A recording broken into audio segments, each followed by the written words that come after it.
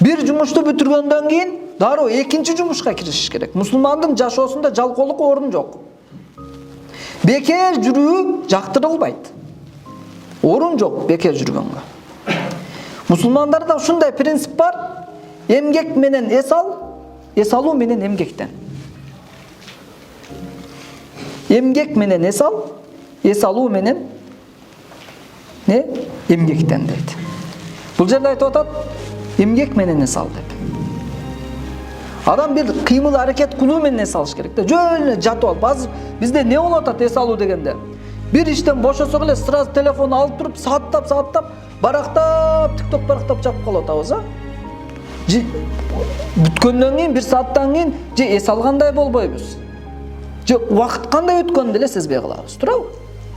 Чарчагандай кайра турабыз. Анан кийин кайра ишимди улантайын десес, ишке көңүл жок. Энергия жок уже. Көңүл дит тартпайт ишке. Неден болуп атат? Туура эмес эс алуубуздан болуп атат. А биз эмгек менен эс алышыбыз керек эле. А бул түшүнүктү Куранда деле Аллах субхана ва таала айткан. Шарх сүрөсү бар, а биз окуп жүрөбүз. Алам нашрах лака садрак деп. Ошол жерде пайгамбарыбызга Аллах таала буйруган. Фа иза фарагта фансаб. Bir жумушту бүтүргөндөн кийин дароо башка ишке кириш, аны менен алек бол деген буйрук бар. Пайгамбарга берилген буйрук, ошол пайгамбар экенин чектеп келген бир буйрук болбосо эле, бир далил болбосо, жалпы үммөткө болот Куранда. Эреже ушундай. Бул жерде деле ушул буйрук жалпы үммөт үчүн. Фаида фарагта бошосоң, фансап деген өзүң чарчат деген, уже башка нерсе менен алек бол деген. Бул аятты тафсирлөөчүлөр, алымдар айтканда, фаида фарагта фансап деген аятты эгер сен дүйнө иштеринен бошосоң, акырет иши менен алек бол деп чечмелегендер бар. Кээ бирлер намаздан бошосоң, дуа менен алектен дегендер бар. Кээ бирлер айтат, жихадтан бошосоң, анда келип не кыл, ибадат менен алек бол деп түрдүү тафсирлер айтылган. Анан ошо тафсири Табари деген чоң тафсирлерде айтат, түрдүү пикирлердин айтылуусуна карабастан бул жердеги негизги маани бир ишти кылдыңбы, андан бошодуңбу, башка иш менен алек бол. Демек, мусулман мына ушундай эс алыш керек экен. Ал кандай? Иштин түрүн өзгөртүү менен. Иштин түрүн өзгөртүү менен.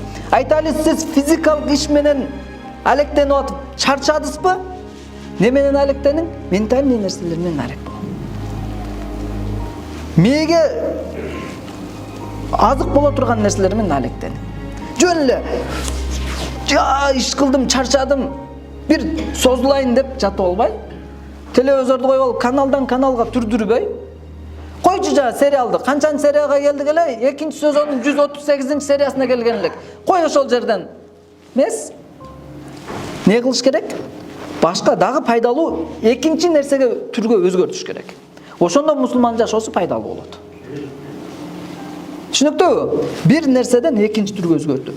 Эгерде окуп чарчасаңыз, физикалык нерсеге өзгөртүш керек. Балдарыңыз шуга үйрөтүшүңүз керек да. Балам, окуп чарчасаң, сен турда машык. Турникке тартын. Сразу компьютерге кирип отуруп алба. Сразу телефон чукуп отуруп алба. Сабактарымды бүтүрүп койдум, чарчадым деп. Экинчи нерсеге алмаштыр. Кетмен чап, чык. Күрө жерде алмаштырыш керек, контролдош керек баланы делечи. А бала эң жакшы үйрөнө турган нерсеси көрүп үйрөнөт, айтып эмес, көрүп. Балага ошол нерсени көрсөтүш керек.